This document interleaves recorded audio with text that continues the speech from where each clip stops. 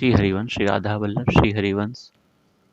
ओम अज्ञानतिम्रान्धस्य ज्ञानाञ्जनशलाकया चक्षुरुन्मीलितं येन तस्मै श्रीगुरुवे नमः। हे कृष्ण करुणा सिन्धु दीनबन्धु जगत्पते गोपेश गोपिकान्त राधाकान्त नमस्तुते। तप्त कांचन गौरांगी राधे वृंदावनेश्वरी वृषभानुसुते देवी प्रणमामि हरि प्रिये।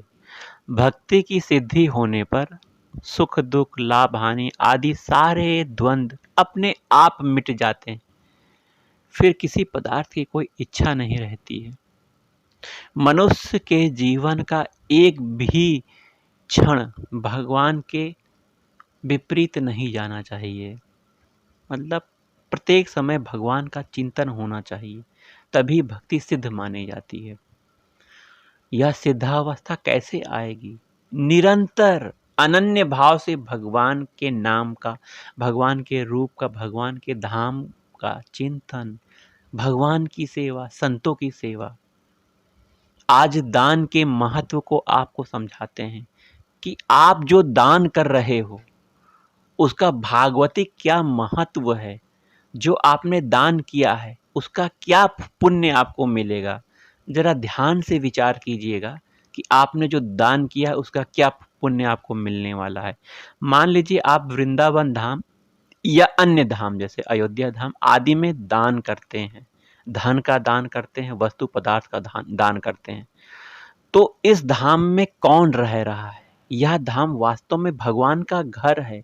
वृंदावन धाम भगवान का घर है, किसी के द्वारा बनाया गया नहीं, अर्थात ब्रह्मा जी की सृष्टि का यह अंग नहीं है। ब्रह्मा जी की सृष्टि में जो निर्मित हो रहे हैं वो सब काल के पास में समाप्त होने वाले हैं, परंतु भगवान का घर कभी काल के पास में नहीं जाता। वह अनंत काल से है, अनंत काल तक रहेगा। तो भगवान के घर में जो रह रहा है वो भगवान का निज जन है। अगर आप उन्हें एक साधारण गरीब भिखारी समझ रहे हैं तो ये आपकी बहुत बड़ी भूल है। अब उनकी सेवा के लिए आपके हृदय द्रवित होता है। यह हृदय का द्रवित होना क्या है कि मैं उनको कुछ दूं, दान करूं। गरीब समझकर आप दान कर रहे हो, लेकिन वो गरीब नहीं है। धन से गरीब होना कोई गरीब नहीं कहलाता। अगर आपके मन में उनकी सेवा करने के लिए कोई भावना उत्पन्न हो रही है तो ये भगवान की प्रेरणा से हो रही है। सबसे पहली बात, ये आपके अंदर का जो गुण है भगवान द्वारा दिया गया है और भगवान की प्रेरणा से ये आपके अंदर भाव आया कि मैं अमुक व्यक्ति को जो कि बहुत दीन अवस्था में दिख रहा है उसे कुछ दूं।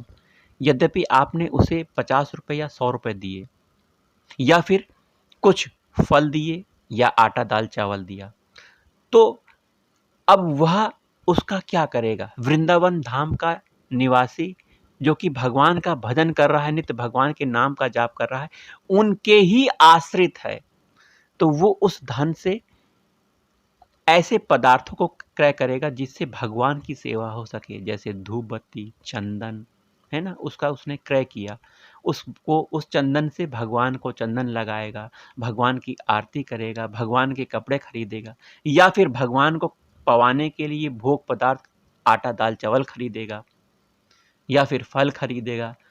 सब चीज वह भगवान को अर्पित कर देगा। अंत में भगवान द्वारा पाया गया वह स्वयं भोग करेगा प्रसाद रूप में। तो आपने जो धन दिया वो भागवती कार्य में लग गया, इसका पुण्य फल आपको बहुत ही बड़ा मिलेगा, क्योंकि उसकी भक्ति बढ़ रही है, उसकी भक्ति आपकी वजह से बढ़ रही है और आपको इसका बहुत बड़ा फल मिलेगा। अगर यही पैसा आप किसी सांसारिक व्यक्ति को दे रहे हो, सांसारिक व्यक्ति उस पैसे का सदुपयोग भी कर सकता है और दुरुपयोग भी कर सकता है। सदुपयोग यही करेगा कि यह अपने अपने शरीर के लिए या अपने परिवार वालों के लिए खर्च करेगा। अगर ऐसा करता है तो ठीक है, उसकी आवश्यकता पूरी हो रही है, नहीं तो वह शराब में, जुए में, बीड़ी सिगरेट में, गलत कार्यों में उस पैसे को लगा सकता है। अगर उसने गलत कार्यों में पैसा लगा दिया तो इसका फल भी आपको भोगना पड़ेगा। इसलिए दान देते समय, धन देते समय विशेषकर ध्यान रखना चाहिए। आप वस्तु पदार्थों का दान करिए, ये सर्वोत्तम है कि आप किसी भी व्यक्ति को जो कि भूखा आपको लग रहा है उसे कुछ खिला दो, पैसा ना दो, है ना। आप उसे कुछ पदार्थ दे दो, फल-फूल दे दो, जिससे कि उसकी क्षुधा छुभा उसका भूख खत्म हो जाए, उसे आनंद मिले, क्योंकि भगवान सभी रूपों में है। अगर उसे आनंद मिलेगा तो भगवान प्रसन्न होंगे, आपका कल्याण होगा, आपका पुण्य बनेगा। तो दान देते समय आपको ध्यान देना है कि वृंदावन धाम में या अन्य धाम में जो भगवान के भक्तजन हैं, उनको दान दे रहे हैं, तो उनका पुण्य फल आपको बहुत ज़्यादा मिलेगा, बहुत ज़्यादा। भगवान प्रसन्न भी हो जाएँगे, क्योंकि भगवान की ही प्रेरणा से, भगवान के द्वारा ही आप भेजे गए हो, और भगवान की कृपा से ही आपने जो धन प्राप्त किया है, उसको आप दान करके भगवान के ही कार्य को आगे बढ़ा रहे हो। भगवान पर आश्रित हो रहे हैं ये सब वृंदावन धाम के निवासी, जो कि भगवान पर ही निर्भर हैं। अब भगवान उनका योगक्षेम वहन कर रहे हैं ना, अनन्य भाव से भगवान का जो चिंतन करता है, उन्हीं के सहारे, उन्हीं के आश्रित है, तो भगवान उनका रहने, खाने-पीने की व्यवस्था कर रहे हैं। कैसे करेंगे? आप ही लोग के माध्यम से तो करेंगे।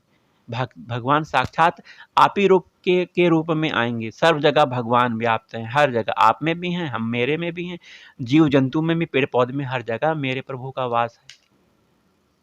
तो भगवान की सेवा मानकर आप ये दान कीजिए, सही जगह कीजिए, जहाँ आवश्यकता पड़ी धन दीजिए, अन्यथा वस्तु पदार्थ का दान करिए, जिससे आपको के दान की सफल सार्थकता प्राप्त होगी। अन्यथा की दशा में यदि दान गलत हो गया तो उसका गलत कर्म का फल आपको भी भोगना पड़ सकता है। जय जय श्री राधा वल्लभ, श्री हरिवंश, श्री वृंदावन, श्री वंचन। जय जय श्यामा, जय जय श्याम, जय जय श्री वृंदावन धाम। जय जय श्यामा, जय जय श्याम, जय जय श्री वृंदावन धाम। मेरी श्यामा, मेरो श्याम, मेरो श्री वृंदावन धाम। जय जय श्यामा, जय जय श्याम,